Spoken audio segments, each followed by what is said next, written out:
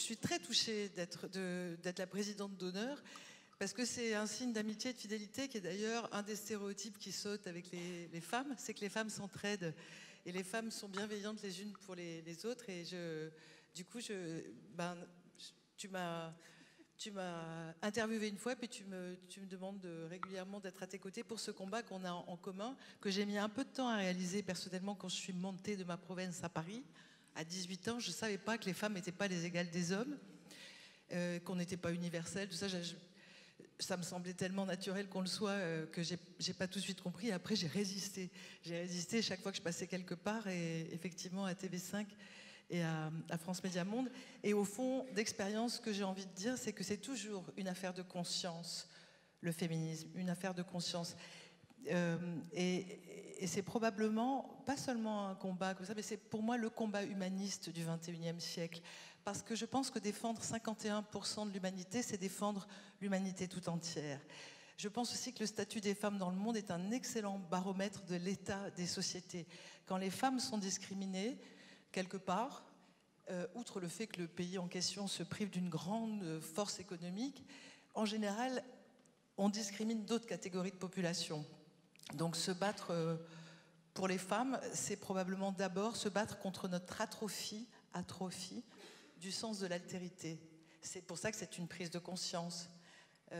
L'altérité, c'est de savoir que quand on regarde l'autre, il faut le regarder à minima au moins comme un autre soi-même, et que chaque fois qu'on l'oublie, on peut déraper. Donc ça me semble le moteur, cette prise de conscience. Et du coup, je trouve qu'une bonne façon, en effet, de prendre conscience, c'est de compter pour que les femmes comptent. Donc de compter les femmes à la tête des institutions de la République, des institutions en général, de compter les femmes à la tête des entreprises, de compter les femmes dans les conseils d'administration, dans les COMEX, dans l'encadrement, et puis de mesurer les écarts de salaire aussi. Et bon, la petite fierté, un instant de fierté, à l'index de parité homme-femme en 2019, France Média Monde a eu pratiquement la note maximale, 99 points sur 100. Donc quand on veut, on peut progresser, ça met un certain temps, hein, mais on y arrive. Et puis, il faut compter quand on est un média, évidemment, et avec le CSA que je salue, j'ai eu des membres du CSA aussi, et Carole, et on compte les journalistes à l'antenne, les chroniqueuses, les invités, et notamment les invités politiques, pour avoir de la parité, et puis surtout les expertes. Les expertes pour casser l'idée que les femmes seraient toujours sur nos écrans ou victimes ou témoins, mais que leur parole est universelle, qu'elle n'est pas juste un point de vue sexué, qu'elle est au moins aussi universelle que la parole des 49 autres pourcents de l'humanité, qu'on met d'ailleurs gentiment au monde avec un mot aussi. Hein.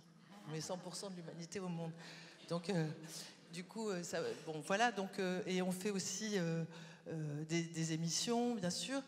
Et on célèbre des journées, et en particulier quand on est un média international, outre les violences qu'on connaît ici et que le président de l'Assemblée nationale a rappelées, et qui sont quand même effrayantes en France, puisque les femmes assassinées par leur conjoint en 2019, ça donne juste froid dans le dos, c'est 30 de plus que les années qui étaient déjà pas glorieuses avant. Mais alors nous, on a le devoir aussi de dénoncer les autres violences, excision, mariage forcé, grossesse précoce, crime d'honneur. Enfin, dans le monde, le bilan de santé des femmes n'est pas totalement excellent. C'est pour ça d'ailleurs qu'on se réjouit d'être au Mexique et à Paris en juillet prochain pour le forum Génération Égalité. C'est Pékin plus 25, de la même façon qu'on s'était réjoui aussi d'être le 3 septembre 2019 partenaire avec tout le secteur public, avec Delphine Ernotte, donc 3919,